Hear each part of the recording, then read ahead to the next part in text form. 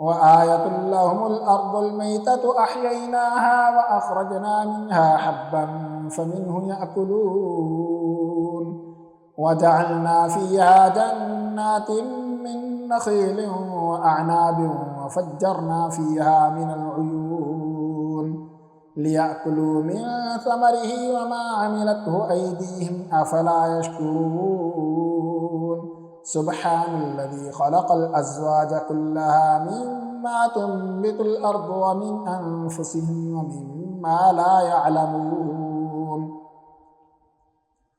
وآية لهم الليل نسلخ منه النهار فإذا هم مظلمون والشمس تجري لمستقر لها ذلك تقدير العزيز العليم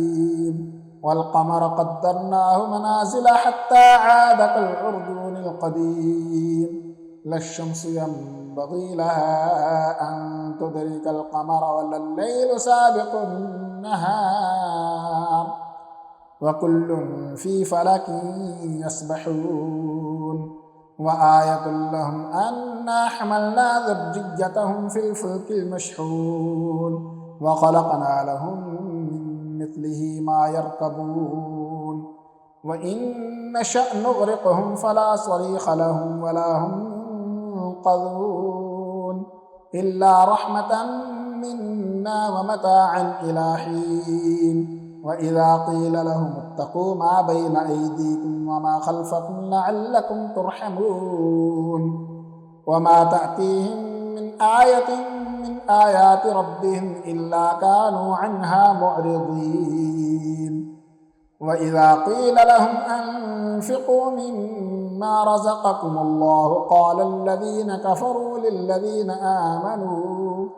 للذين آمنوا أنطعم من لو يشاء الله أطعمه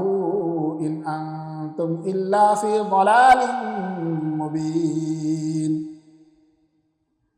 ويقولون متى هذا الوعد إن كنتم صادقين ما ينظرون إلا صيحة واحدة تأخذهم وهم يخصمون فلا يستطيعون توصية ولا إلى